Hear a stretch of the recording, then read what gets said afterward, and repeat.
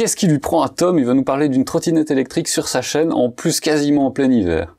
Bah oui, écoutez, on est en 2024, je suis un fan de bagnole et pourtant les moyens de déplacement doivent clairement évoluer. Parce qu'autour de chez moi, c'est carrément impossible de se déplacer en voiture à certaines heures tellement c'est bouché. Il me fallait donc un moyen de déplacement rapide et pas trop encombrant pour les petits trajets. Bon, il y a bien le vélo, mais c'est plus encombrant. Donc voilà, pourquoi pas une trottinette. Et alors comme on parle plutôt d'habitude d'impression 3D, j'en ai profité pour l'améliorer un petit peu avec des accessoires imprimés donc en 3D.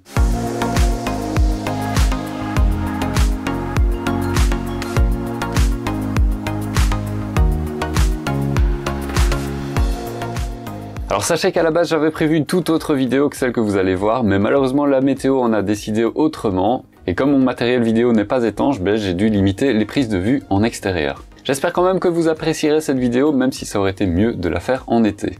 Je vous propose donc de découvrir rapidement cette trottinette Navi S40, atypique puisque son design est vaguement inspiré du Tesla Cybertruck. C'est donc la marque Navi qui fabrique cette trottinette électrique, et si vous ne connaissez pas encore ce fabricant, sachez que c'est simplement eux qui construisent les trottinettes électriques haut de gamme de chez Xiaomi. Et oui, car Xiaomi ne fabrique pas la plupart de ses produits, ils font appel à des prestataires externes. Navi a donc acquis une bonne expérience dans la fabrication de ces engins et a décidé de lancer sa propre gamme il y a quelques années. Et alors je vais faire un petit rappel concernant la sécurité, et oui je vais faire mon chiant pour le coup, mais sachez que le port du casque est non seulement obligatoire, mais indispensable pour votre propre sécurité. Donc en cas d'accident, sachez qu'un accident de trottinette ça peut vite faire des dégâts. Vous êtes à 25 km/h, c'est pas rien, et vous valsez directement. Et en général c'est votre tête qui atterrit en premier. Et malheureusement il y a déjà eu trop d'accidents graves, donc évitez-vous ceci, achetez un casque, ça coûte 30 € et ça peut sauver des vies. Alors cette trottinette, elle arrive presque entièrement montée, vous avez juste à assembler la partie haute de la potence et la charger pour commencer à l'utiliser. Le guide vous explique aussi que vous devez raccorder la trottinette à l'app Navi au moins une fois pour la débloquer. Sans ça, elle sera bridée à 15 km/h. Cette application est vraiment simple et rapide car elle vous permet d'avoir accès au tableau de bord virtuel, elle vous permet de verrouiller votre trottinette et d'ajuster certains réglages comme l'allumage des phares et la force du frein régénératif. En plus de ça, elle vous permet de faire la mise à jour de la trottinette parce que oui, comme n'importe quel objet connecté, cette trottinette peut être mise à jour. Et enfin, elle vous préviendra des maintenances à faire, notamment le regonflage des pneus, et elle vous préviendra aussi si vous avez des problèmes avec votre appareil. Bon, j'ai eu l'occasion de l'utiliser entre des averses afin de parcourir pas loin de 20 km, notamment pour aller faire des courses ou bien pour mes déplacements en transport en commun. Pendant ces trajets, j'ai eu l'occasion d'emprunter des routes dégradées, ce qui est probablement une des plus grandes fiertés belges. Heureusement, cette Navi est équipée d'amortisseurs qui m'ont franchement bluffé par leur efficacité. Je ne m'attendais franchement pas à ce que ces trajets soient aussi confortables. L'autonomie annoncée par la marque est de 40 km si vous avancez à une vitesse maximum de 15 km/h, ce que personne ne fera, puisque la vitesse maximum est plutôt de 25 km/h, donc c'est la vitesse maximum autorisée sur ce genre d'engin motorisé en Europe. Sachez qu'à cette vitesse, par contre, le fabricant annonce une autonomie de 27 km. En réel, ce sera rare d'atteindre cette autonomie, tablez plutôt sur 22 km en fonction du type de route que vous emprunterez. Bon alors clairement, sur les 20 km que j'ai parcourus, c'est difficile pour moi d'estimer cette autonomie pour voir si elle est réelle ou pas, mais en général, l'autonomie théorique par rapport à l'autonomie réelle est rarement atteinte. La charge de la batterie dure environ 6 heures, c'est pas rapide, mais c'est pas non plus dégueulasse, c'est acceptable, et si vous anticipez un minimum, que vous décidez de la charger à votre travail ou pendant la nuit, ce sera largement suffisant. Ensuite, vous avez un frein régénératif, donc ça c'est comme sur les voitures hybrides ou électriques. Ça permet de prolonger un petit peu l'autonomie. En cas de freinage d'urgence, elle est aussi équipée d'un frein à tambour sur la roue avant. Pas de frein à disque ici, et c'est pas plus mal parce que vous risqueriez de voiler le disque lorsque vous déplacez la trottinette. En parlant de déplacer la trottinette, sachez qu'elle pèse plus de 22 kg, c'est vraiment conséquent. En plus, elle est assez encombrante, ce qui rend son usage dans les transports en commun vraiment peu pratique. J'ai testé et franchement j'aurais préféré avoir quelque chose de plus compact. Enfin, l'application Navi est clairement le meilleur compagnon de cette trottinette, avec la possibilité notamment de la bloquer pour rendre son vol plus compliqué. Et dernière chose, si vous avez des appareils Apple, cette Navi S40 est équipée en natif d'un AirTag qui permet de la localiser dans les applications adaptées. On regrette quand même que cette fonctionnalité soit réservée aux appareils Apple, donc quid des appareils Android. Alors je vous l'avais annoncé en intro de la vidéo, évidemment on est sur une chaîne dédiée à l'impression 3D et je ne pouvais pas faire sans imprimer des accessoires compatibles donc avec cette trottinette. Le premier accessoire que j'ai installé, c'est un support pour le téléphone.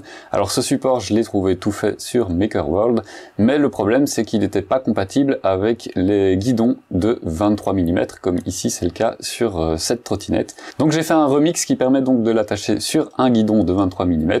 Et si ça vous intéresse, vous pouvez regarder en description, vous avez le lien pour télécharger directement ce remix, ainsi que le modèle original.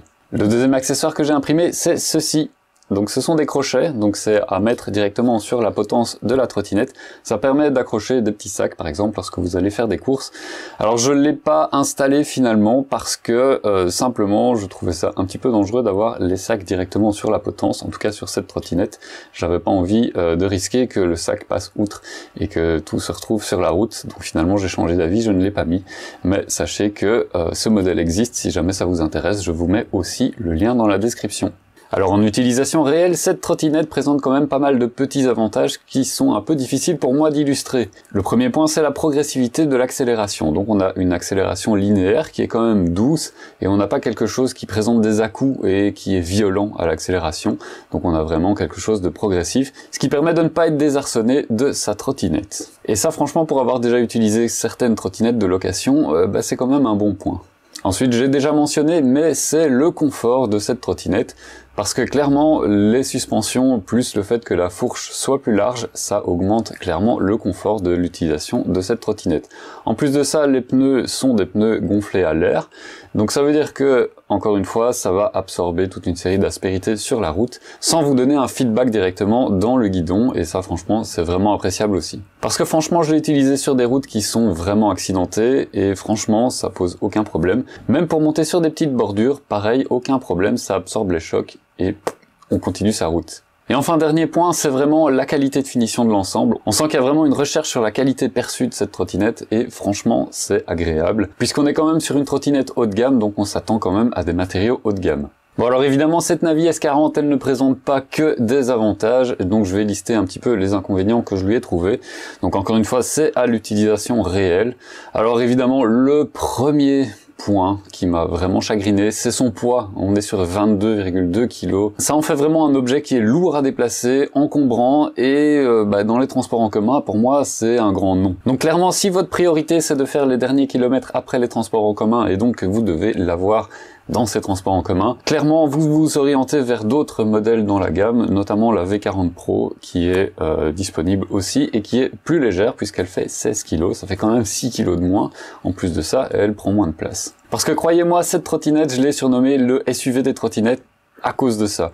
Alors ouais, elle est super confortable, un peu comme la plupart des gens qui achètent un SUV trouvent dans leur SUV. Bon, petite parenthèse, je suis vraiment pas un grand supporter des SUV.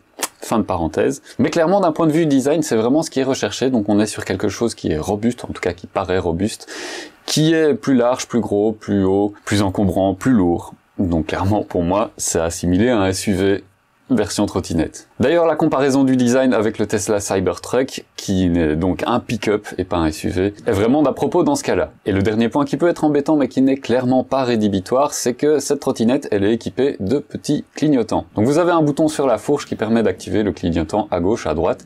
C'est pratique en soi, c'est une bonne idée parce que ça permet de signaler les changements de direction. Mais en pratique, ce bouton, il est parfois mal placé et donc ça arrive de l'accrocher assez facilement. Et donc vous enclenchez, par exemple, en déplaçant la trottinette, vous enclenchez ce bouton et ça résonne partout parce que le bip est quand même assez fort. Donc j'aurais bien voulu pouvoir régler le volume de ce clignotant parce que clairement là le volume est un petit peu trop haut. Mais bon, ici clairement je chipote. Voilà, donc si vous cherchez une trottinette qui permet de vous déplacer autour de chez vous, que vous n'en avez pas besoin dans les transports en commun et que vous voulez quelque chose de confortable, un peu comme un SUV, cette Navi S40 est faite pour vous.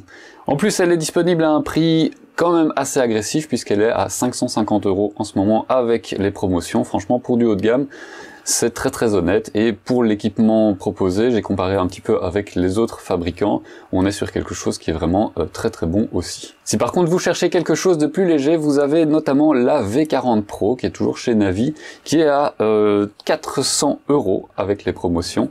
Pour moi, c'est le meilleur rapport qualité-prix pour quelque chose de plus léger. Donc je vous l'ai dit, elle est à plus ou moins 16 kg. Elle fait la même autonomie que la S40, mais elle a quelques petites fonctionnalités en moins, notamment les amortisseurs, et alors le moteur est un tout petit peu moins puissant aussi. Sinon, dans l'entrée de gamme, vous avez la V25i Pro qui est disponible, elle, à 330 €, donc clairement aussi un très bon rapport qualité-prix. Voilà, j'espère que cette vidéo sur un sujet un petit peu différent vous aura plu. N'hésitez pas à le mentionner dans les commentaires. Bon, pour moi, c'était l'occasion de mettre mon petit joker de l'année pour obtenir quelque chose que je trouve utile, notamment quand je dois aller apporter mes colis pour la boutique dans le distributeur de colis, ça m'évite de devoir prendre la voiture pour le faire. Et puis en général, pour mes courses à gauche et à droite, ça me permet de verdir un petit peu mes déplacements. Allez, moi je vous dis à très bientôt pour une prochaine vidéo, et d'ici là, portez-vous bien. Ciao.